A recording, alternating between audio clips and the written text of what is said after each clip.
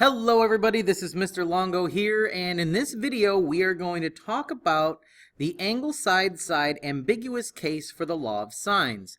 Now, in the previous video, I stepped through how you use your calculator, so in this video I am not going to put the calculator up. We should already know how to use our calculator by the time we get to this video.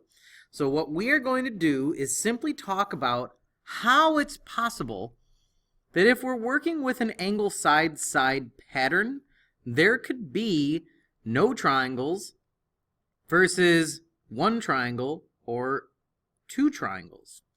And that's because when you are given two sides and an angle, if it's the side angle side pattern, you only have one possibility. But if you are given two sides and an angle, and the angle is at the end of one of the sides, that could produce different results. So the third or the second side is going to actually be dangling somewhere from, we're going to call this a little pivot or something at the top, just to show you where it's coming from. Now there are rules, but I don't like memorizing rules. I like to be able to just tell you to use a little bit of common sense. So I'm going to show you how to do that in one of the examples here. And otherwise, I'm just going to show you minor rules. And one of the minor rules is if you have an opposite side that's greater than your adjacent side, you will only have one triangle. Let me show you what I mean. So we're going to put a side, and we're going to start it from here. And what if it was longer than 10? Doesn't really matter what it is. Let's call it 12. So I'm going to just draw a line that's approximately 12 units long and say, now that we're on a pivot, let's angle it so it makes a triangle. Well, if we come back this way, since it's 12, by the time you angle up, it's going to be outside of this side because it's longer than 10. So it cannot go that way. So if we were to come and swoop it up this way on our hinge, we can make one triangle with the side that's opposite right there. Okay, now I know that seems a little bit confusing, but now we have what's known as the angle side-side pattern because that's what we were told to work with. So we still have an angle and its opposite side, and then we have another one, so we can still use the law of sines. So if the opposite side is going to be greater than the adjacent side, and that is, of course, with respect to the one angle we're given, you will only have one triangle. It's when the opposite side is shorter that we have issues. Okay? Let me show you what I mean by that. So what if the side opposite was much shorter? Let's pretend that it's only 1 unit long, depending on the angle.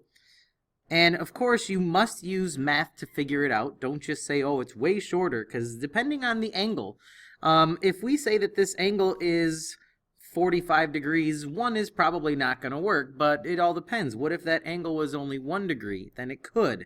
So you always have to test it mathematically, but what if the opposite side was only 1 unit? It's not even going to reach the other side. It's just going to dangle there. Poor little guy, he's not going to make it.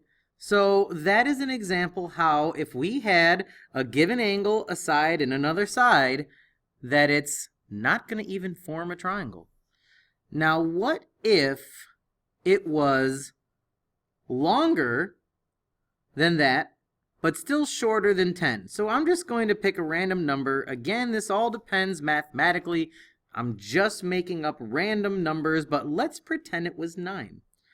If we were to dangle a segment that was 9 units long, and it went past here, since it's on a pivot up here, we could swoop it back this way,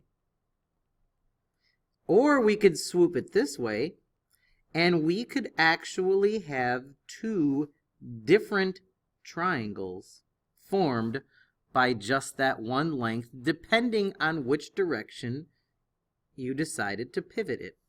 And that's how you can have 2 different triangles. You can have this one over here, on the left, or we can have this one. So that's why it's complicated. So I just wanted to spend a little bit of time talking about how it's done. So again, there are rules. You can memorize rules. I'm not a fan of memorizing rules. All I'm going to say is if you are given an angle side-side pattern, what I recommend that you do is draw a second triangle, exactly the same layout that you're given, just in case. So we have 12, oh my bad, that's supposed to be a 15, sorry about that. And we have angle C is 160. Now, what am I going to do with this is I'm just going to do the law of sines, and let's see what happens. So the law of sines states that we have the sine of 160 degrees over 12 is equal to the sine of big B over 15. And now what I'm going to do is I'm going to cross multiply.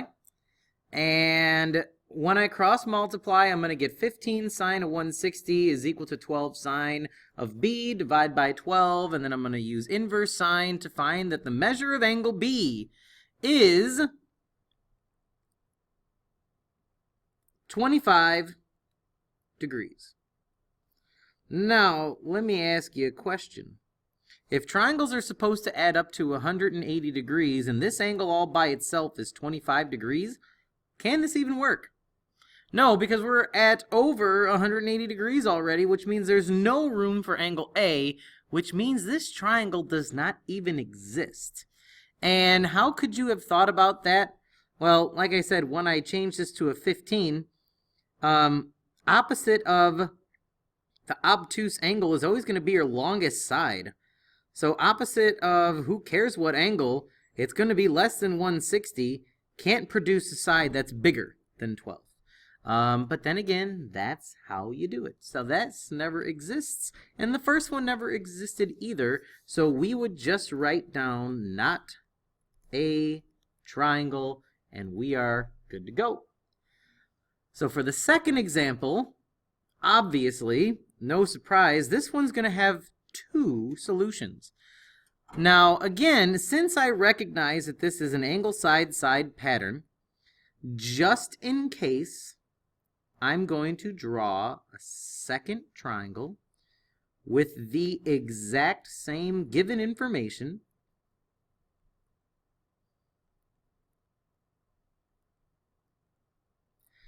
And we're going to do the exact same thing. We're going to find the law of sines. This is just here just in case. So law of sines states that the first thing I'm going to do is find angle C. So I'm going to use the sine of angle A, which is 70, over little a, which is 155, is equal to the sine of C over 160. Again, cross multiplying using inverse sine. Using your calculator, you will find that angle C is going to be equal to 75 degrees and 56 minutes. Now, this is the crucial part of the problem.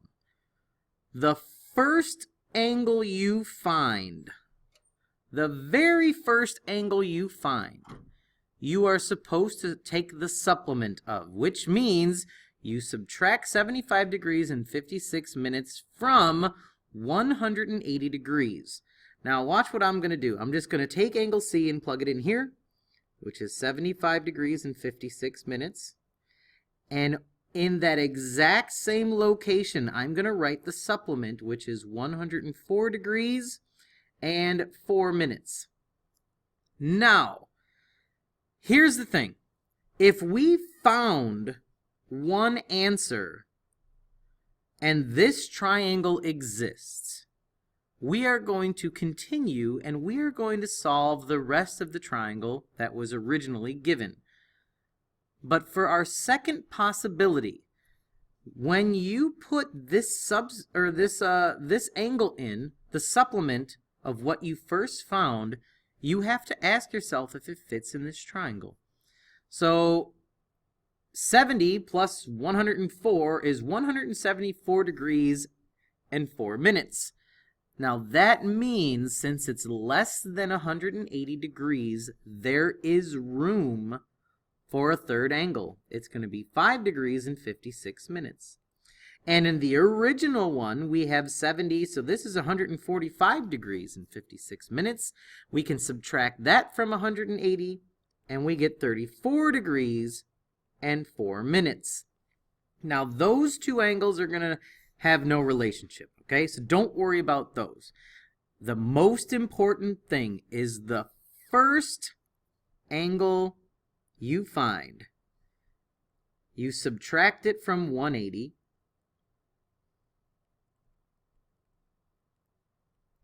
And you get what is known as the supplement, and you put it right there. That's what you have to do. It's hugely important. So take the supplement of the first angle you find, and you put it right where it belongs in the second triangle. And from there, you just continue using the law of sines like you normally would anyway. So from the first given, we knew that angle A was 70 degrees, and we found that angle C was 75 degrees and 56 minutes. And then we used 180 degrees subtracted from the two angles that we already had, and we had 34 degrees and 4 minutes. We also already had little c, which is 160, and little a, which is 155. So what you have to do on the left, or the original triangle, is just use the law of sines again to find the measure of angle, or of the side B. So we're just going to set that up really quick. We would use the sine of 75 degrees, or we could actually use the original. As I mentioned before, we should use the original. So we're going to use the sine of 70 over 155, set that equal to the sine of 34 degrees and 4 minutes over little b. And of course, using your calculator skills, you will find that little b is 92.4 units long. Okay? And that's it for the first triangle. In the second triangle, you still have to find little b. Now, if it helps, you can list your angle A and all of that again. You can say that you have 70 degrees. And this time for angle B, we have 5 degrees and 56 minutes. And angle C is 104 degrees and 4 minutes. And then for our side lengths, we still have the 155 and we still have the 160. The only thing we have to do is find little b for the second possibility for the triangle. So we're going to do that again and say that the sine of 70 over 155 is equal this time to the sine of 5 degrees and 56 minutes over little b. Do your cross multiplying, and this time we'll get 17.1 for little b. Okay, so I know it's a little bit difficult, I know it's annoying, but you just have to get used to what's happening. So I just wanted to make sure we went through and spoke exactly why there can be more than one or less than one triangle, that is, if we have the angle side-side pattern. Okay? So I guess if we have the angle side-side pattern, it's going to be a pain in yours when it comes to doing the work. Talk to you later. This is Longo and I'm out. See you, bye.